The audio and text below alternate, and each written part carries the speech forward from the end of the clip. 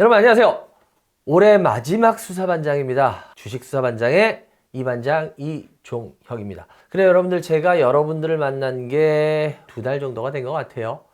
근데 벌써 올해 마지막 수사반장이 되네요. 올해 처음 주식수사반장 하면서 막 뛰어온 것 같은데 의욕은 참 넘쳤어요. 근데 어떻게 지금 여러분들한테 다가가고 있는지 저도 굉장히 솔직히 좀 궁금은 합니다. 어떻게 하면 더 여러분들한테 방송에서 못했던 걸 더 도움을 드릴까 많이 고민하고 있습니다. 조금씩이라도 더 발전할 테니까요. 여러분들 어디 가지 말고 열심히 봐주시기 바라고요. 제가 방송하는 것들에 있어서 여러분들이 그냥 그런가 보다 하고 넘길 수도 있지만요, 나중에 보시면은 여러분들한테 제가 어떤 메시지를 드리고 있었다라는 걸 나중에 또 확인해 보실 수도 있을 겁니다. 그러니까 여러분들 열심히 시청해 주시기 바라고요. 그리고 여러분들 메일 주는 거 알고 계시죠? 많이 주시면 그만큼 여러분들한테 더 도움되는 거를 직접 해드릴 수 있으니까요. 메일 주소 지금 나가고 있으니까 많이 주시기 바라고요. 첫 번째 종목은 과연 어떤 종목일까요? 여러분들이 역시 메일 종목이었습니다. 현대 모비스입니다. 한 번쯤 할 것 같은데 하면서 안 했죠. 요번에 하게 됐습니다. 저도 하고 싶은 말들이 참 많아요. 오늘 어떻게 보면 여러분들한테 또 힌트가 되는 말들도 있을 수 있고요. 하나씩 한번 출발해 볼게요. 현대모비스는 어떻게 보면 참 많이 하는 종목이죠. 현대모비스 같은 경우에 여러분들 자동차 부품 업체 중에 이 글로벌로 따지면은 현대모비스가 약 6위 정도에 해당합니다. 여러분들 현대 기아차의 지금 랭킹은 몇인지 아시죠? 거의 뭐 지금 탑3에 들어가는 매출을 보이고 막 이러고 있습니다. 그런데 참 재밌는 게 그 탑3에 들어가는 그 정도의 회사를 갖고 있는 나라에서 자동차 부품 업체 중에는 글로벌 10에 들어가는 게 10위 안에 들어가는 게 현대모비스 하나밖에 없어요. 근데 그것도 랭킹 6위 정도예요. 이것도 근래 한 2, 3년 동안 올라온 겁니다. 이게 굉장히 웃긴 거예요. 전에는요 랭킹 10위 안에도 못 들어갔었어요. 그래서 저도 되게 희한했던 게 그거예요. 여러분들 혹시 현대기아차들 많이 타시잖아요, 그죠?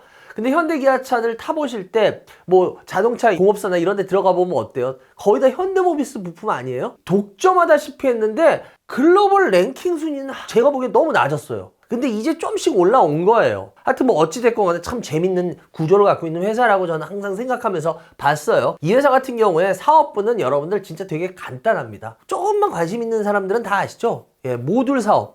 그 다음 뭐예요? 자동차 공업사 간다 그랬잖아요. 애프터 서비스, AS 사업. 딱 이 두 가지예요. 이 두 가지. 매출 비중 따지면 여러분 아시죠? 이 회사 참 재밌는 게. 현대모비스에 대해서 자동차 부품 회사예요 라고 많이는 알고 있으면서 아주 기본적인 걸 우리가 좀 뜯어 봤을 때 그거에 대해서 잘 모르시는 분들도 많아요. 매출 구조를 보면요, 모듈 사업이 한 80% 돼요. 그 다음 AS 사업이 한 20% 됩니다. 딱 이렇게 8대2 구조예요. 예전에 현대모비스에 대해서 어떻고 좋은 얘기를 할 때는 모듈 사업 쪽 자동차 부품 모듈들이 어떻고 저쩌고 하면서 굉장히 현대모비스가 뭐 좋다 어쩐다 이런 얘기를 많이 했었어요. 근데 요즘 여러분 어때요? 모듈 사업 가지고 현대모비스 풀든가요?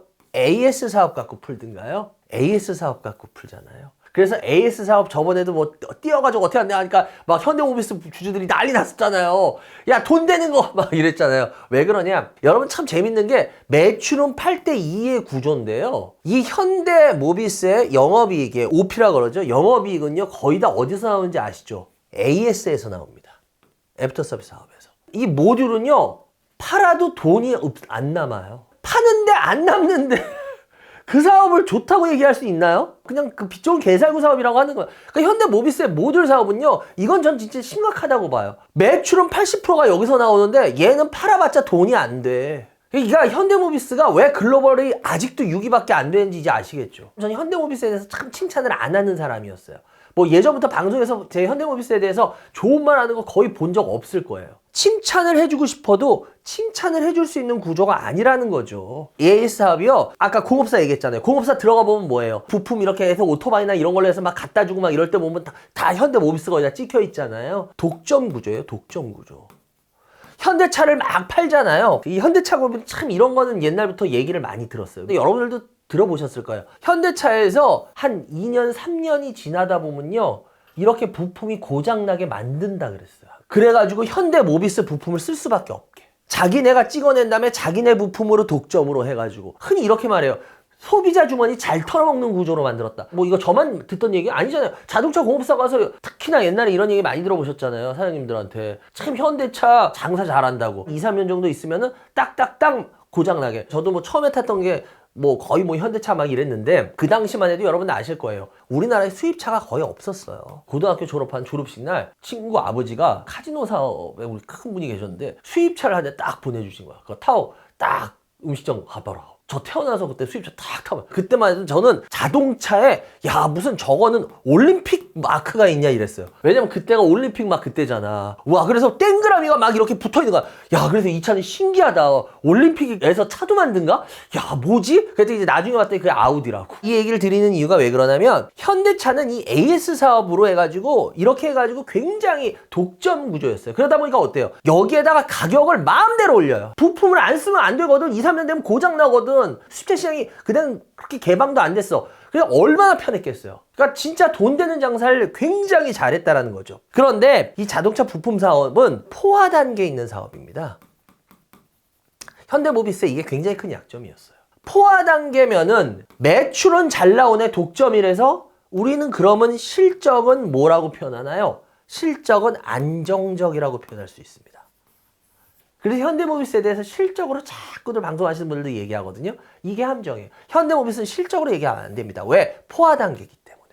이렇게 되면 뭐를 기대하기 어려울까요? 그렇죠. 성장을 기대하기. 전에도 한번 이런 얘기했어요. 더 냉정하게 뭐라면 주식은 뭐의 함수다? 주식은 성장의 함수다. 바이오들 무슨 뭐 수익 나요? 안 나잖아요. 몇 년씩 안 나잖아요. 그런데 뭐예요? 바이오주는 뭐 하나 허가 떨어졌다 그러면 날라가죠? 왜 그럴까요? 성장의 함수기 때문에. 아주 더 냉정하게 얘기하면 실적 물론 중요합니다. 그런데 제가 30년 가까이 주식시장에서 있어 보면 주식은 실적 중요하지만 성장의 함수예요. 축구로 따지면 이건 좋은 수비수예요. 성장은 뭐냐? 좋은 공격수예요.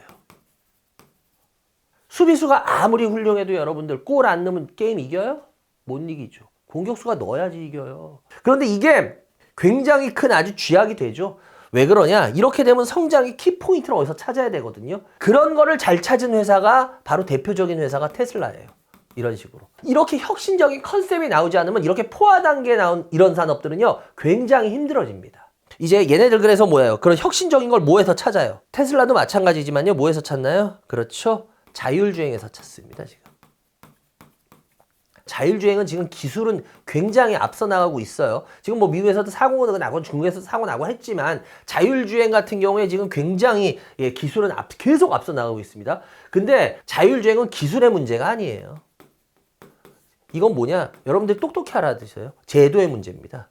제도로 어떻게 닫아버리고 열어버리냐에 따라서 자율주행은 빨리 발전하냐 마냐가 결정될 거예요. 그래서 자율주행의 기술은 여러분들 생각보다 굉장히 지금 앞서 나가고 있다는 걸 여러분들이 이런 부분들 좀 생각해 보셔야 돼요. 이 포화기업이라 그랬잖아요. 포화기업이 되다 보면 어떤 일이 벌어질까요? 나름대로의 장점이 있어야 그래도 주가 뭐 올리든 뭐든 할 거 아니에요. 성장이 안 돼. 그러면 이 회사 이제 볼 필요 없는 거네. 그렇잖아. 이거를 뚫을 뭔가가 있어야 되는데 혁신적인 컨셉이라는 거 아까 말했지만 그거 하루아침에 이루어져요? 안 이루어질 거 아니야. 그럼 혁신적인 컨셉이 빨리빨리 안 이루어지면 뭔가 끌어들일 게 있어야 돼. 바로 그래서 이 포화 기업들은 실적이 대신 안정적 뭐 이런 얘기 나왔잖아요. 얘네들은 그래서 주로 하는 게 뭐냐면요. 끌어들이기 위해서 주주 환원 정책을 핍니다. 그러니까 여러분들 제가 항상 이걸 상담하면서 여러분들한테 공부를 많이 시켜드리려는 이유들이 이런 것들이에요. 왜? 이런 것들 하나하나가 처음엔 필요 없는 것 같죠, 여러분들. 이게 다 쌓이면 여러분 나중에 어마어마한 재산이 됩니다. 전문가 방송이 유튜브니 막 SNS 떴다 이런 거 여러분들 끌려다니질 않게 돼요. 왜? 걔네들 하는 것보다 여러분들이 더 많이 알게 되거든요. 하루하루 제가 계속 쌓아드리는 거예요. 이게 지금 뭐 갑자기 돈이 되나 안 되나? 쌓아놓으면 돈이 되는 것들을 가르쳐드리고 있는 거예요, 이게. 제 방송을 뭐 일반 유튜브 방송과 똑같이 비교하시면은 제가 약간 섭섭할 것 같아요. 그 얘기 많이 하더라고요. 다른 유튜브 방송하고 너무 많이 틀려요. 예, 많이 틀릴 겁니다. 제가 왜 그렇게 하겠어요? 여러분들한테 제가 공부시키겠다 그랬잖아요. 어쨌거나 주주환원 정책을 이렇게 핀다는 거예요. 현대모비스 같은 경우에도 2019년 이후에요. 2조 6천억 정도의 주주환원 정책을 해서요. 자사주 매입 소각을 진짜 착실하게 진행했습니다. 그런데도 참 재밌는 건 뭔지 아세요? 주주환원 정책을 3조 어차했는데요. 이거는 코로나 이후로 그때 전체적으로 잠깐 반짝. 그리고 다시 빠졌죠. 그러니까 요거 빼고 본다면 주주환원 정책을 어쩌고저쩌고 펴도 현대모비스의 주가는 절대 움직이지 않아요. 올해도 뭐 얼마예요? 뭐 1,500억인가요? 자사주 매입 소각 발표했죠. 그런데도 전혀 안 움직이죠. 얘네들 재무구조로 따지면요, 1,500억은 진짜 세 마리 피해요. 거의 티도 안 나. 여기서 좋은 건 하나 있어요. 뭐냐면 얘네들 11월 중순인가요? 투자자 데이라고 해가지고 그걸 했거든요. 그때 얘네들이 주주환원 정책을 더 많이 하겠습니다라고 확대한 주주 정책을 발표했어요. 근데 저는 그거는 좀 기대해 볼 만할 것 같아요. 그래서 이 부분은 어떻게 될지 한번 좀 기대해 보면서 보면 어떨까라는 생각은 일단은 가져요. 그런데 이제 진짜 중요한 얘기를 해드릴게요. 현대모비스 주가 거의 하나도 안 올랐어요. 그죠? 요거 뭐 코로나 때 뭐 요거 잠깐 반짝하고 한 거. 현대모비스가 나오면 항상 같이 나오는 애 있죠. 글로비스. 글로비스 보세요. 올라가요. 현대차도 결론적으로 보세요. 2018년, 19년부터 해가지고 올라 있잖아요. 언론 조정이잖아요. 근데 다시 모비스로 들어가 볼게요. 모비스는 어때요? 아니잖아요. 여러분 이거 아시죠? 이유. 왠지. 현대모비스는 승계에 있어서 핵심 회사죠. 얘가 모비스가 현대차를 갖고 있죠. 그리고 현대차가 기아를 갖고 있죠. 그리고 기아가 다시 모비스를 갖고 있죠. 이 순환 구조잖아요. 정몽명 회장하고 정의선 회장이 합쳐도 모비스 지분이 거의 얼마 안 되죠. 근데 정의선 회장이 되게 많은 게 어디예요? 글로비스죠. 그래서 항상 얘기한 게 뭐야? 모비스 지분을 살려면 글로비스 주가를 올려서 이걸 올린 다음에 팔고 그걸로 모비스를 사야 된다가 확실한 그 승계 구조잖아요. 현대차 그룹. 그래서 제가 글로비스는 예전부터 상담 나올 때마다 이건 무조건 오릅니다. 오릅니다. 이건 갖고 있으면 오릅니다. 5년이고 10년이고 뭐 몇 년이 걸릴지 모르지만 무조건 오릅니다. 왜 그럴까요? 어차피 정몽구 회장은 지금 연세가 1938년생이시죠. 연세가 이제 많으시잖아요. 그죠? 그럼 정의선 회장이 이미 일선에 나와서 지금 하고 있잖아요. 계속. 그죠? 그럼 결국 승계 작업 안 할 수가 없어요. 해야 돼요. 지금 날이 가면 날이 갈수록 승계 작업은 더 촉박해질 거예요. 그러면 결론적으로는 글로비스는 날이 가면 날이 갈수록 보세요. 올라올 수밖에 없죠. 이거는 기다리면 무조건 답이 있어요. 그런데 알아도 이거 여러분들 왜 먹는지 아세요? 여러분들이 못 기다리거든. 여러분들의 기대치가 너무 커버리거든. 솔직히 돈 버는 거 어느 정도 버는 건 되게 쉽다니까. 근데 아무리 알려드려도요, 그걸 안 해요. 그런데 제가 어떤 것 때문에 그럴까? 요번에 지금 탄핵 들어갔죠. 정치는 잘 모르겠어요. 근데 어찌 됐건 간에 지금 현 정권이 이어질지 뭐 야당으로 교체가 될지 뭐 어떻게 될지는 뭐 봐야 되는데 일단은 현재 돌아가는 거는 어느 쪽이 유리한지는 여러분이 아실 거예요. 그런데 거기서 지금 계속 요구하고 있는 게 상법 개정이죠. 이게 왜 중요할까요? 지금 이거 내년에 상법 개정 거의 된다고 봐야 돼요. 야당에서 금투세까지 같이 폐지하는 거 오케이 해서 같이 했잖아요. 그런데 이 상법 개정이 이 부분은 제가 봤을 때 양보 안 할 거예요. 아마 상법 개정 될 겁니다. 상법 개정에서 제가 왜 현대모비스를 지금 얘기한지 아세요? 상법 개정이 되면 쉽게 말하면은 승계를 위해서 주가를 누르고 하는 그 행위를 이제 못하게 만들어요. 그렇게 되면 어떻게 될까요? 제가 그랬잖아요. 현대그룹주들 다 올랐다고. 현대차 그룹. 그런데 보세요. 모비스만 계속 보도로 오고 있었거든요. 10년을 모비스는 아예 움직이지 못한 회사거든. 근데 이게 왜 그래? 상법 개정으로 눌려 있었던 거야. 상법 개정하잖아요. 그럼 이걸 억지로 눌렀던 거를 이제는 풀어야 돼요. 이게 내년에 될 것 같아요. 이거 상담 들어왔었는데 전 되게 착한 것 같은데 근데 여러분들이 참 이상하게 그 착한 거를 착하게 못 받아들여요. 그래요. 어찌됐건 간에 여러분들 오늘 첫 번째 상담이었는데요. 여러분들 도움 됐으면 좋겠네요. 요거 물어보신 분들 잘 참고하셔서 하셨으면 좋겠습니다. 두 번째 종목은 케이카입니다. 상담이 이것도 역시 메일로 많이 들어왔어요. 그래서 안 해드릴 수가 없더라고요. 케이카 같은 경우에 뭐 여러분들 잘 아실 겁니다. 국내 최대 규모의 중고차 플랫폼 회사라는 건 너무 잘 아실 거고요. 이 회사 같은 경우에 매출의 거의 90% 이상은 뭐 중고차 사고 파는 거에서 나와요. 나머지 뭐 금융이니 뭐 이런 것들 조금이고, 이 케이카라는 회사의 역사에 대해서는 좀 모르는 분들이 계세요. 2000년 워낙 SK그룹 안에서 얘네가 그 사내벤처인가요? 뭐 이런 걸로 시작을 했었죠. 2018년도에 이제 그때 케이카라는 명칭으로 바뀝니다. 그러니까 워낙은 SK그룹하고 워낙 이게 상관이 없을래 없을 수가 없는 회사예요. 지금 이 부분을 잘 들으셔야 돼요. 케이카 하면 여러분들 뭐 그 선전에도 있었잖아요. 얘 같은 경우에는 굉장히 좋은 게 있죠. 얘네가 전부 다 100% 인증을 합니다. 100% 인증이라는 거, 이거는 굉장히 쇼킹한 거죠. 요거하고 또 하나 매력이, 케이카라는 게 잘 먹힐 수 있었던 거는 뭐냐면 3일 환불제인가요? 3일 안에 환불을 요구하면 3일 안에 환불을 해주는 거잖아요. 유명한 그 중고차 사건, 그 어디 뭐 중고시장 가니까 물에 빠져가지고 시동이 안 걸리면서 강제로 무조건 판 다음에 시동이 안 걸리면 밀고 다니라고. 그 정도로 이 중고차 사기 심했던 거 아시잖아요. 이 100% 인증과 3일 환불제라는 건요 완전 쇼킹한 거였습니다. K카 같은 경우에 굉장히 틈새를 잘 파고들었어요. 중고차 시장 규모가요 1년에 한 40조 정도 됩니다. 이게 그렇게 크다고 얘기하기도 애매하고 작다고 얘기하기도 애매해요. 그런데 K카 같은 경우에는요 여러분들 2018년도에 얘네가요 한 5% 정도였어요 차지하는 게. 올해는 얘네가 12%까지 차지합니다.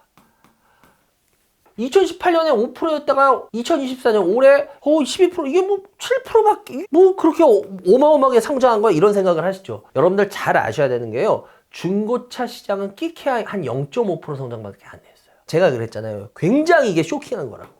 이것 때문에 얘는 이런 성장이 가능했던 겁니다. 그래서 이 K카의 이런 부분은 여러분들 굉장히 좋게 보셔야 되고요. 특히나 K카의 이 100% 인증하고 이렇게 3일 환불할 수 있는 게 왜 그러냐? 얘네는요 직영을 합니다. 직영.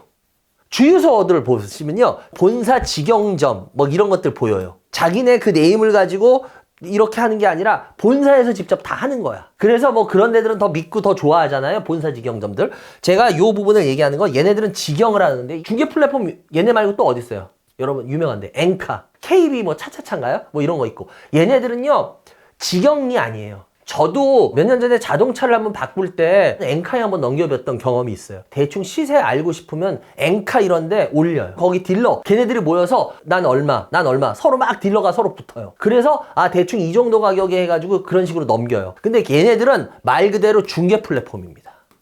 직영을 안 해요.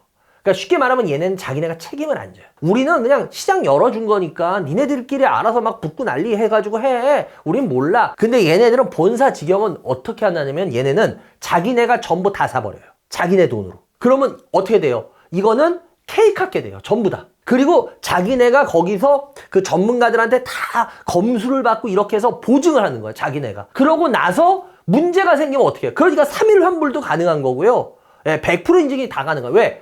이거 남게 아니야. 자기 거야. 그냥 얼마나 좋아요. 그러니까 소비자 입장에서 보세요. 가격에 손해 약간은 볼 수도 있겠지만 여기는 쉽게 말하면 이거잖아요. 눈탱이 안 맞잖아. 이렇게 되면.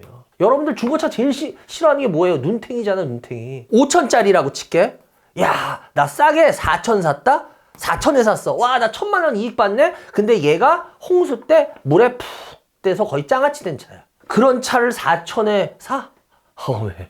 이게 좀 있으면 차 멈추는데? 그러니 차라리 믿는 곳에서 5천 해가지고 4년, 5년, 6년 타는 게 나은 거지? 이게 1,000만 원 이득 본 걸까? 4천만 원 손해 본 거지? 그렇기 때문에 이 인증을 직접 자기네가 사서 한다는 건 이거 K카의 굉장히 큰 장점이었습니다. 이 중고차 시장 자체는요, 여러분들, 이게 워낙은 내수 시장이에요. 플랫폼 간에 이런, 아까도 말했죠. 엔카니 뭐 차차차라든지 이런 데끼리 서로 경쟁이 되게 심하다 보니까 성장이 어렵습니다. 이 성장을 얘네들이 뭘로 극복했냐? 얘네들이 AI를 접목시켰어요. 그래서 이 AI를 접목시켜가지고 여기에서 수요를 예측합니다. 쉽게 말하면 애플의 팀 쿡이 왜 갑자기 이 얘기가 나오냐면 팀 쿡이 공급 전문가인가 아세요? 필요한 그 경비나 이런 걸 확 줄여가지고 그래서 애플이 고비를 넘겼다 그래요. 이분이 뭐 예를 들어서 스티븐 잡스 같이 뭐 기술 쪽이나 이런 쪽 막 굉장히 그런 전문가로 알고 계신 분들이 있는데요. 공급만 관리하는 사람이에요. 그 정도로 중요해요. 근데 이 AI가 관리하면 어떻게 되는지 아시죠? 얘네들 같은 게 자체 직영점이라고 그랬죠. 근데 필요 없는 물건을 사오지 않게 되죠. 예를 들어서 SUV가 요즘 좋아. 그럼 얘네들 같은 경우에 직영으로 살 때 어떻게 할까요? SUV 위주로 사겠죠. 예를 들어서 대형 승용차 잘 안 팔려. 근데 대형 승용차를 사겠습니까? 자기네 물건으로 안 가겠죠. 그러니까 이런 거를 AI가 수요 예측을 해준단 말이에요. 그럼 어떻게 돼요? 이 직영의 제일 문제가 뭐였느냐? 자동차가 무슨 뭐 예를 들어서 뭐 핸드폰이에요? 아무리 어쩌고저쩌고 몇 천만 원대잖아. 비싼 물품이란 말이야. 그런데 그거를 여러분들 재고 떠안는다는 게 이건 치명타가 됩니다. 수입차 딜러들 보면은 재고 때문에 망한다는 친구들 많아요. 왜냐? 수입차는 비싸잖아요. 그런데 개인 사업자가 몇 프로까지 가질 수 있을까요? 얼마 못 갖는단 말이야. 그래서 그 사람들은 빨리빨리 팔아야 돼. 근데 이게 한번 잘못 막혀버리면 줄도산이 나는 거야. 개인이 무슨 뭐 100억 갖고 하겠어? 그런 사람들은 아니란 말이야. 뭐 끼케야 뭐 1억, 2억, 3억. 그러면 그 은행 같은데 금융권에 계신 분은 아실 거예요. 외제 중고차 하는 사람들은 그 사람들의 그 금융이 있어요. 대출이 많이 돼요. 그러다 보니까 하나가 터지면 그냥 줄줄이 터져버리는 거예요. 그래서 외제차 딜러 하다가 좀 망하는 사람 많다 뭐 이런 말 나오는 이유가 그래서 그런 거거든요. 지금 이 중고차 시장 전체적으로 좀 여러분들이 잘 보셔야 되는 게 뭐냐면요. 작년하고 재작년이 중고차는 역성장을 했습니다. 경기가 워낙 안 좋다 보니까. 근데 뭐 올해도 뭐 경기가 안 좋긴 한데 그래도 다행인 거는 중고차 시장이 올해부터는 좀씩 올라가고 있어요. 중고차가. 사람들이 차는 이제 바꿔야 될 때가 됐어요. 경기가 어려우니까 새 차는 못 사겠는 거야. 그러니까 어떻게 해야 돼? 중고차로 몰리는 거예요. 그러니까 K카 같은 경우에 아까도 말했죠. 직영이기 때문에 굉장히 유리해지겠죠. 얘가 어디에서 시작했다 그랬어요? SK의 어떻게 보면 사내벤처부터 시작했다 그랬잖아요. 그죠? SK, 얘네가 엔카에 있었거든요. 엔카의 중고사업부였어요. 근데 이거를 2018년에 누가 떠갑니다. 누가 떠갈까요? 바로 한행컴퍼니, 한행코라 그러죠. 한행컴. 이거 어디서 많이 들어봤는데? 요즘에 영풍하고 막 고려아연에 있는 그 회사 뭐 도와주고 어쩌고 한행코. 같은 계열이죠. 뭐예요? PF라는 사모펀드입니다. 얘네 사모펀드가 가져왔어요. 2018년도에. 그럼 반장님! 사모펀드에 대해서 저번에 한번 공부했는데 그래요. 우리 한번 복습해요. 신은 인간한테 선물을 줬다 그랬죠? 뭘 줬어요? 망각의 선물. 굉장히 배고프면은 배고픔을 달래기 위해서 알고 계신 걸 계속 까드시잖아요. 그래서 다 잊어먹잖아요. 그죠? 사모펀드 여러분들 제가 뭐라 그랬어요? 보통 물건을 인수해가지고 자금 회수를 몇 년에 한다? 보통 3년에 한다 그랬죠? 그리고 3년부터 이익 배분을 한다 그랬죠? 계속 이익 나게. 몇 년까지? 보통은 7년. 그리고 7년 이후에 어떻게 돼? 엑시트 한다 그랬죠? 한행컴퍼니도 비슷하게 했나 한번 볼까요? 얘네 아까 몇 년에 인수했다 그랬어요? 2018년도에 인수했다 그랬죠? 근데 여러분들 얘네 지금 한번 보세요. 주식 상장이 몇 년도에 됐겠어요? 2021년도죠. 얘네들 그렇게 사가지고 이거를 그때 상장할 때 어떻게 했는지 아세요? 얘네들 상장 방식을 혹시라도 관심 있게 보시면 아실 겁니다. 얘네들 그때 욕먹은 이유가 구주 매출이었어요.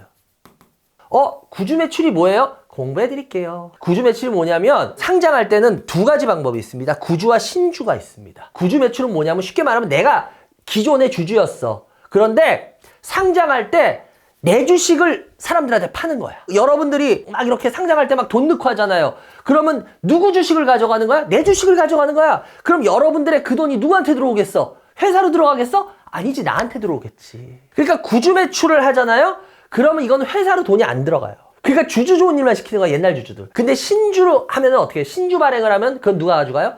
그건 하면은 회사로 들어갑니다. 그래서 구주 매출은 굉장히 욕을 많이 먹어요. 근데 이 회사 그때 매출 어떻게 한지 아세요? 구주 매출했어요. 그럼 이거 다 돈 어디로 들어갔을까요? 한행코로 들어갑니다. 이런 거 공부 안 시켜주죠, 아무도. 그러면 얘네 2018년도에 인수했죠. 7년 이후부터 엑시트를 노린다 그랬죠. 7 더해봐. 2025네. 내년이네. 아마 우리나라에서 어떤 사람도 이렇게 풀어드리는 사람 없을 겁니다. 자신있게 얘기하지만. 뭐 누가 그러더라고요. 광고 앞광고 저희 앞광고 뒷광고 안 해요. 어떻게 서로 연결이 되는지를 알아야 될 거 아니에요. 그냥 주식은 올라가면 무조건 좋다가 그러다 여러분들 맨날 피받아 되는 거잖아. 그럼 좋은 주식 쌀 때 뭐 하셨어요? 어디 놀러 가셨어요? 내가 이러잖아. 알아야 된다는 거예요. 오르든 떨어지든 그걸 떠나서. 그러니까 여러분들한테 계속 얘기를 해드리는 겁니다. 그래요! 두 번째 종목이었습니다. 여러분 오늘의 마지막 종목입니다. 더존비전입니다. 더존비전에 대해서는 뭐 제가 예전에 방송에서 몇 번 바닥을 칠 때 너무 자세하게 상담을 해드리고 난 다음에 주가가 삥 하고 올랐어요. 그러다 보니까 여러분들 질문 참 많이 하시는데 뭐 저는 뭐 제가 알고 있는 부분에 대해서만 얘기를 하는 겁니다. 더존비전 같은 경우에 여러분들 ERP 하는 기업이라는 거 아시죠? 전사적 관리, 관리하는 기업이고 이 소프트웨어 팔고 이런 기업 중에서 우리나라 1위 업체는 SAP라는 업체예요. 이게 어디 업체냐면 이게 독일 업체입니다. 워낙은 독일 업체. 잘 못 들어보신 분들 많을 거예요. 이게 왜냐면 개인들하고 그렇게 상관이 없기 때문에 얘네가 한 30% 정도 돼요. 그리고 더존비전이 한 20% 돼요.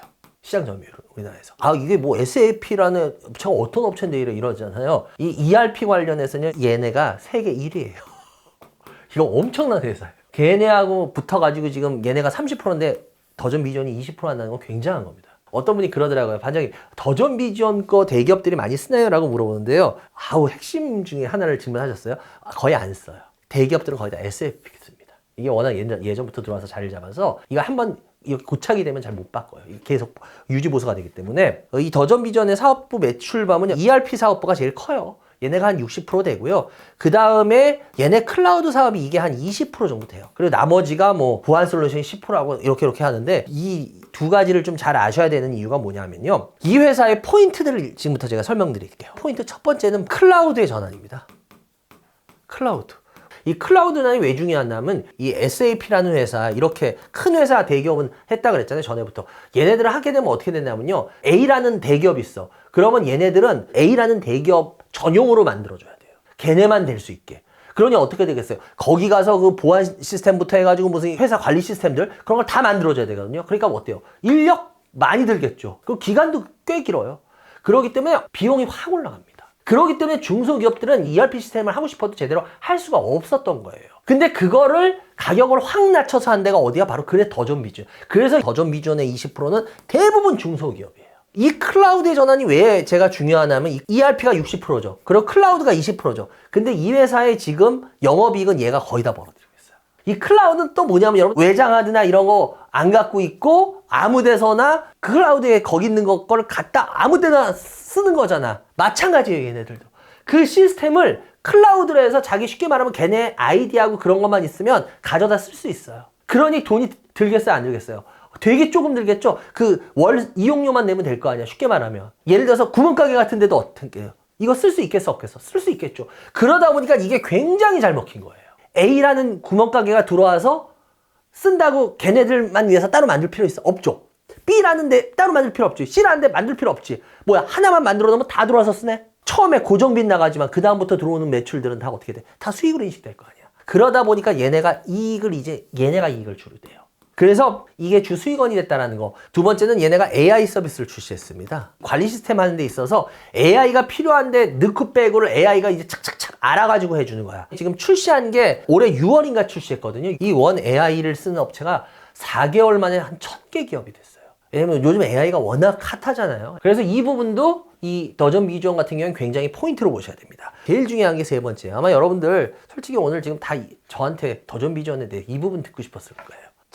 제4의 인터넷은행. 제4 인터넷은행에 대해서 신청서를 내년 3월 25일부터 26일 날 접수한다. 저는 맨 처음에 예상하기엔 올해 하반기에 가능할 수 있을 거라고 봤는데 이게 좀 뒤로 밀리더라고요. 더존뱅크 자금력 데이터로 무장돼 있다. 여기 나오죠. 제가 이 회사 예전에도 얘기할 때 뭐라 그랬어요? 얘네들 쇼킹한 게 신한은행하고 손잡고 뭘 한다 그랬어? 매출 채권 유동화 기억나요? 쉽게 말하면 매출한 다음에 어음 받으면 어음 가지고 40일 뒤 현금화를 해줘. 40일까지 얼마나 가슴 졸여. 중소업자들 막 아시아. 그래서 여러분들 건설사 부도 엄청 많이 나잖아. 아시잖아. 건설사에 납품한 다음에 안 돼가지고 난리 나는 거 아시지? 안 주면 끝이거든. 그거 종이장이에요, 종이장. 근데 40일 동안 기다려야 돼요, 보통은. 근데 얘네들은 이걸 어떻게 했다고? 3일 만에. 3일 결제 시스템. 아시죠? 그것 때문에 주가 한번 제가 분명히 이거 이슈가 된다 그랬잖아. 그런다고 주가 올랐잖아. 근데 이제 더존뱅크 아시죠? 신한은행하고 둘이 또 합쳤어. 그럼 여러분들 얘네들의 이 매출 채권 유동화 이 부분이 있고 물론 뭐 몇 군데가 있는데 뭐 얘네하고 또 한 것이 유력하다 근데 제가 봤을 땐 저는 얘네가 유력할 것 같아요. 뭐 물론 그쪽도 만만치는 않은데 제가 봤을 때는 얘네들 같은 경우에 기존의 매출 채권 유동화부터 해가지고 지금 그 중소기업들에 대해서 데이터베이스가 상당하거든요. 거기에 신한은행이라는 우리나라 최고의 금융권을 끼고 있습니다. 그런 여러 가지 시스템으로 봤을 때 과연 인터넷 뱅크를 과연 어디로 주겠냐는 거예요. 얘네들이 3월 25일부터 6일까지 접수하죠. 이렇게 되면 이제 심사 결과를 제가 봤을 때 내년 상반기 중에 내놓게 돼 있어요. 그러면 빠르면은 내년 하반기부터 영업 가능할 거라고. 제가 봤을 때 그러면 이게 이 회사의 이 부분을 우리가 이게 작게 볼 수 있겠냐는 거예요. 특히나 이걸 제가 기술적으로 좀만 설명해 드리자면요. 이건 제가 전에도 방송에서 몇 번 상담했기 때문에 핵심만 지금 딱 해드리는 거예요. 2022년도에 하락. 2023년도에는 잘 보세요. 바닥 따지기예요. 제가 좀 더 이렇게 해서 보여드릴게요. 그럼 확실하게 보여요. 하락이죠. 바닥 따지기죠. 올해는 비교적 상승이죠. 제가 이걸 마디론이라 그래요. 근데 이거 마디론이라는 건 여러분 함부로 판단하시면 안 돼요. 이거 마디론은 되게 어려워요. 변수도 있고. 그래서 일단 제가 말씀드리는 것만 제가 항상 그냥 들으라 그러죠. 이걸로 한 마디가 끝난 거예요. 그럼 어떻게 됐냐? 내년부터 새로운 마디가 시작됩니다. 근데 내년부터 새로운 마디가 될 때 그게 1년 마디가 될지 뭐 6개월 마디가 될지 2년 마디가 될지는 몰라요. 그건 지나가보면서 알아요. 그 다음 이렇게 됐으면 조정이나 하락이 나오겠네? 몰라요. 새로운 마디면 새롭게 시작되기 때문에 상승으로 시작할 수도 있어요. 마디가. 그건 아무도 몰라요. 근데 어찌됐건 간에 한 마디가 끝난 거예요. 그럼 내년부터는 여러분들 새로운 주가 흐름이 뭐가 되든 간에 나옵니다. 뭐 하락이 되든 뭐 조정이 되든 뭐가 되든 뭐 당연한 소리겠지만 근데 지금 이런 여러 가지를 한번 믹싱해서 한번 보시라는 거예요. 인터넷 뱅킹이라든지 이런 여러 가지를 봤을 때 어떤 마디가 시작될지 한 번쯤은 여러분들이 생각해 보시면 어떨까. 이거 안 그래도 갖고 계신 분들 질문 많이 다 들었는데 공통적인 건 다 그런 거에 대한 질문이더라고요. 몇 번을 상담을 해드리고 나서 참 주가가 잘 올라갔던 회사라서 저도 개인적으로 흐뭇하고 여러 가지 제가 했던 말들이 나타나면서 여러분들 도움된 것 같아가지고 전 항상 그러잖아요. 전 제가 한 말에 절대로 숨지는 않습니다.